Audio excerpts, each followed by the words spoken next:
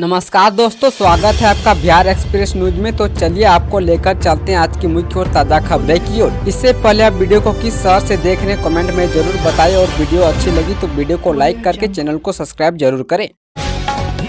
Nitish cabinet की बैठक खत्म। पटना में जेवियर यूनिवर्सिटी समेत 55 एजेंडों पर लगी मुहर।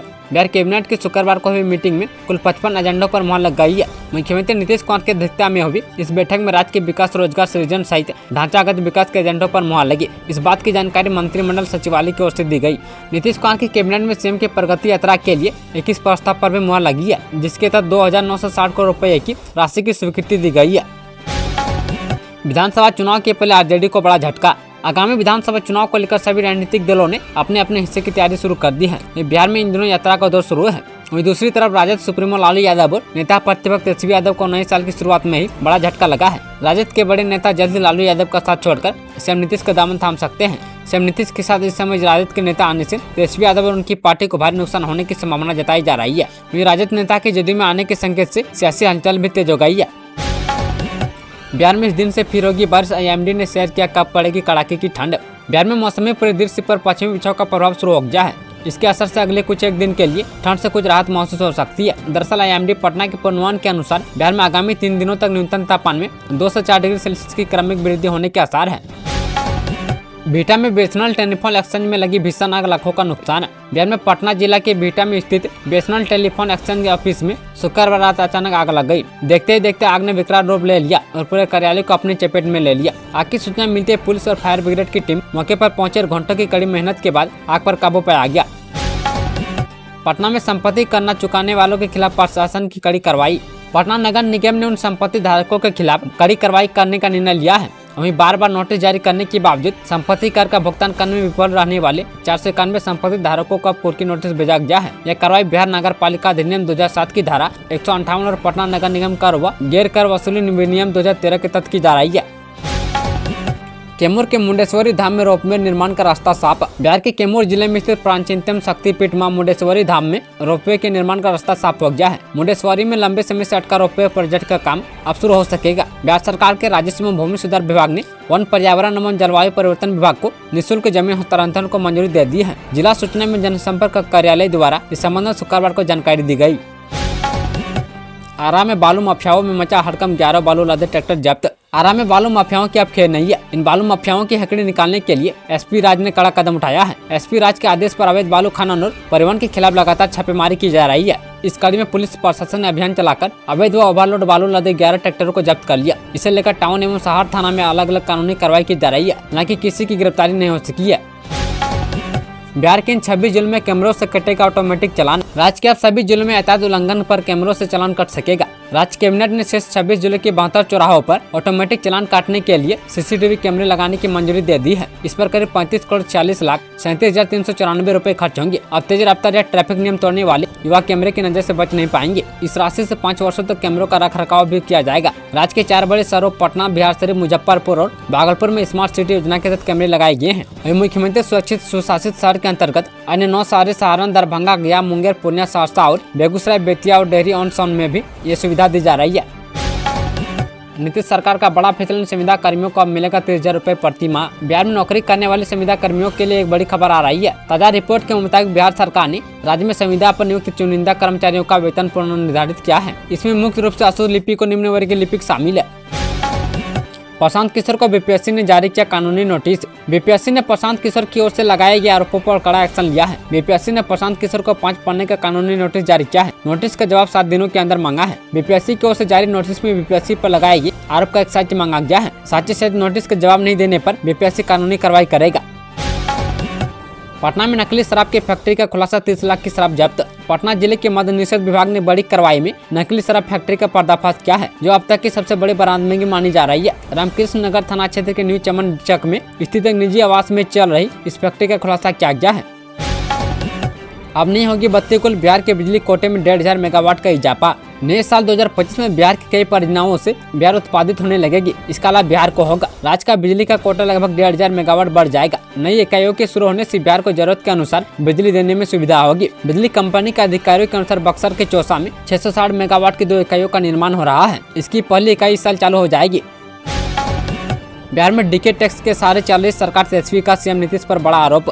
बिहार के नेता प्रतिपक्ष तेजस्वी यादव ने सीएम नीतीश कुमार पर बड़ा हमला बोला है। उन्होंने कहा कि बिहार में सरकार डीके टैक्स के सहारे चल रही है। प्रदेश में न तो नीतीश कुमार की, न मुख्य सचिव की और न ही डीजीपी की चल रही है। तेजस्वी ने कहा कि एक रिटायर्ड अधिकारी बिहार के पूरे सिस्टम को चला रहा है। वहीं बिहार में पूरी तरह से वसूली हो रही है।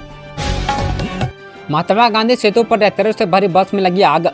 पटना और हाजीपुर के बीच गंगा नदी पर बने महात्मा सेतु पर शनिवार की सुबह एक बड़ा हादसा टल गया। सुबह करीब 11 बजे पुल के पिलर संख्या 14 और 15 के पास यात्रियों से भरी बस में अचानक आग लग गई। इससे बस में सवार यात्रियों में अफरा तफरी मच गई। वहीं ड्राइवर को जैसे आग लगने का एहसास हुआ, उसने बस रोक दी और यात्रियों ने खिड़की और दरवाजे से कूदकर अपनी जान बचाई। वहीं ट्रैफिक पुलिस भी तुरंत मौके पर पहुंच गई और यात्रियों को सुरक्षित बाहर निकाला।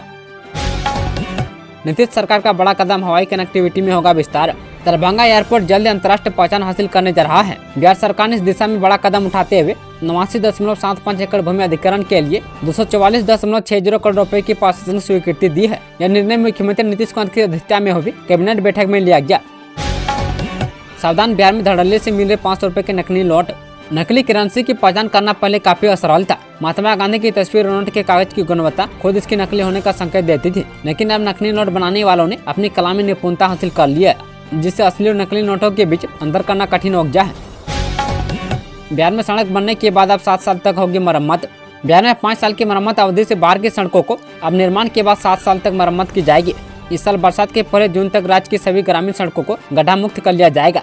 ग्रामीण कार्य विभाग ने 14,860 पथों का निर्माण करने की योजना बनाई है। इसकी लंबाई 26,700 किलोमीटर है। इसके निर्माण पर 21,500 करोड़ रुपए खर्च होंगे। ग्रामीण कार्य मंत्री अशोक चौधरी ने शुक्रवार को यह जानकारी दी।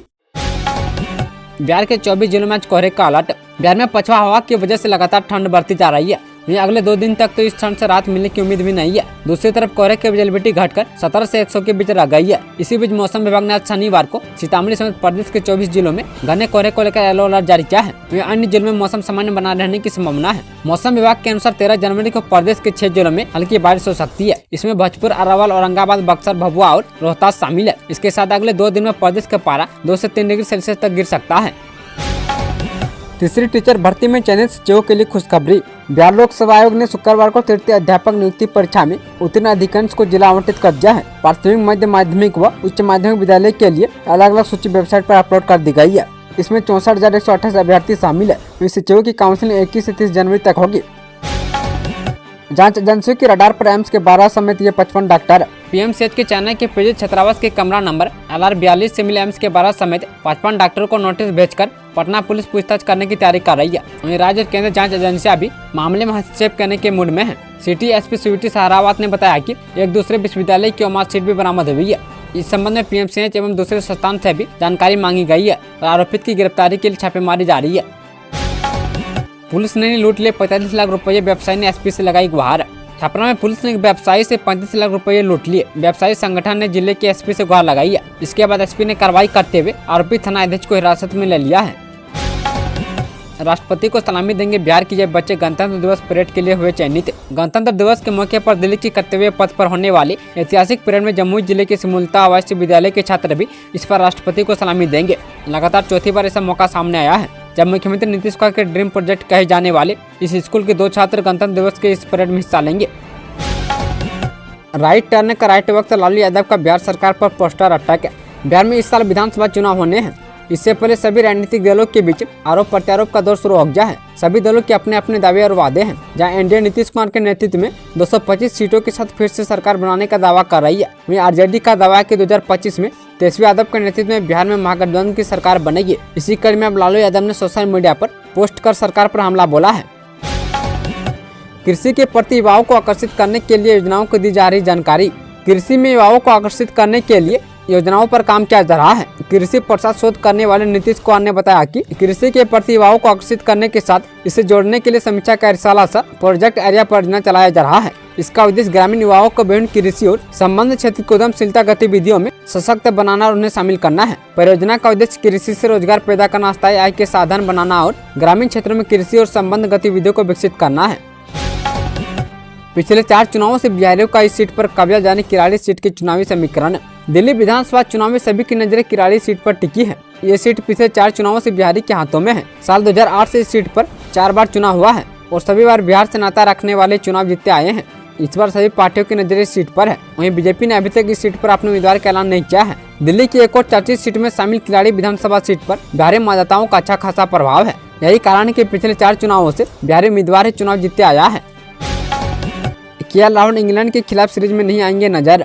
टीम इंडिया के पार्ट टाइम विकेट कीपर और शीर्ष क्रम के बल्लेबाज केएल राहुल ने अजीत अगरकर की अगुवाई वाली बीसीसीआई चयन समिति से ब्रेक मांगा है। उन्होंने इंग्लैंड के खिलाफ सफेद गेंद की सीरीज से छूट देने की मांग की है। हालांकि वो चैंपियन ट्रॉफी के लिए उपलब्ध रहेंगे। भारत और इंग्लैंड के बीच 22 जनवरी को कोलकाता में सीरीज की शुरुआत होगी। घरेलू सीरीज में 5 टी20 और 3 वनडे मुकाबले शामिल है, जबकि चैंपियन ट्रॉफी की शुरुआत 19 फरवरी से होने वाली है।